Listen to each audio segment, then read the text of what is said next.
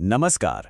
चलिए आज चलते हैं उत्तराखंड के खूबसूरत पहाड़ों की सैर पर और जानते हैं एक ऐसे अनोखे त्योहार के बारे में जो ना वसंत का स्वागत करता है फूलों से। इसका नाम है फूलदेई। तो इसकी कहानी को समझने के लिए चलिए मिलते हैं एक छोटी सी बच्ची से, जानकी से। जानकी आज सुबह सुबह उठी है और बहुत खुश है। और खुश क्यों ना हो, आज वो और उसके सारे दोस्त मिलकर फूलदेई जो मनाने वाले हैं।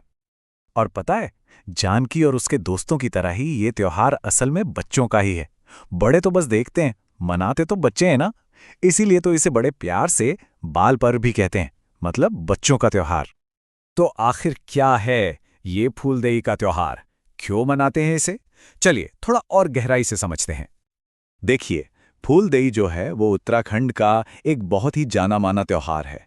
ये तब मनाया जाता है जब सर्दियां बस खत्म हो रही होती हैं, बर्फ पिघलने लगती है और वसंत दस्तक देता है।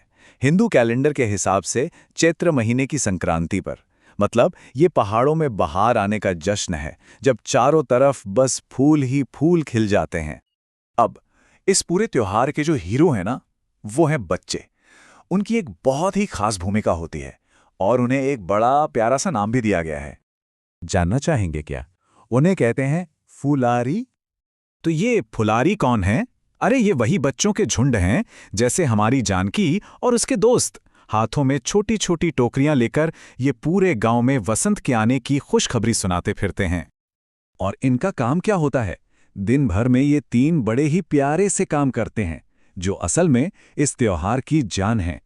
सबसे पहले वो जंगलों में जाकर ताजे ताजे फूल अपनी टोकरियों में भरते हैं। फिर गांव के हर घर के दरवाजे पर जाते हैं और आखिर में हर देहरी पर फूल और चावल रखकर एक खास गीत गाते हैं, एक आशीर्वाद देते हैं। और ये जो गीत है ना, यही तो असली जादू है। चलिए सुनते हैं कि ये बच्चे गाते क्या हैं।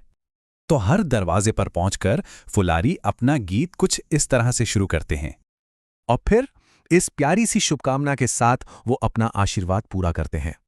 तो मतलब समझा इसका, ये सिर्फ गाना नहीं है, ये एक दुआ है, एक आशीर्वाद है।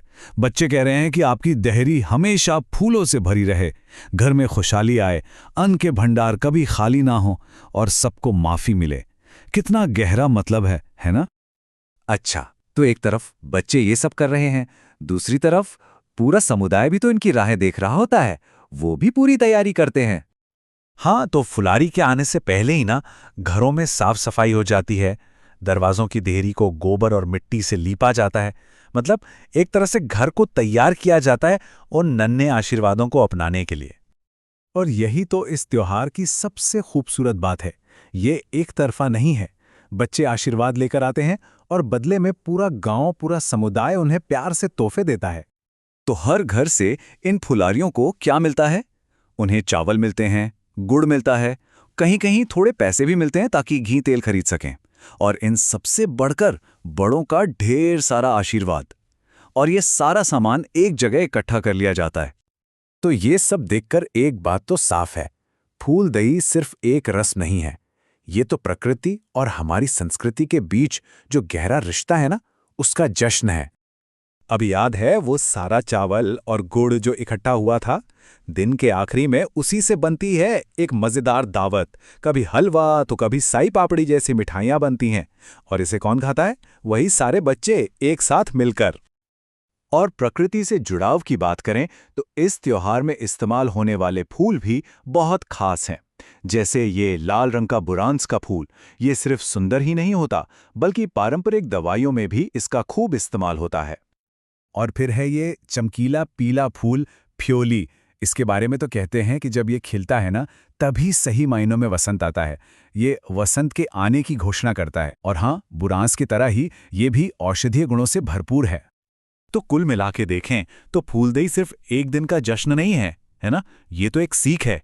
ये बच्चों को बहुत छोटी उम्र में ही कितनी बड़ी बड़ी बातें सिखा देता है। प्रकृति से प्यार करना, सबके साथ मिलकर काम करना और अपनी जड़ों को, अपनी परंपराओं को समझना। तो आखिर में एक सवाल जरूर उठता है कि फूलदेई जैसे त्योहार हमें प्रकृति और एक दूसरे से कैसे जोड़ते हैं? शायद ये हमें बस यही याद दिलाते हैं कि हमारी खुशियां, हमारी परंपराएं, सब कुछ हमारी प्रकृति और हमारे समाज से ही तो जुड़ी हैं।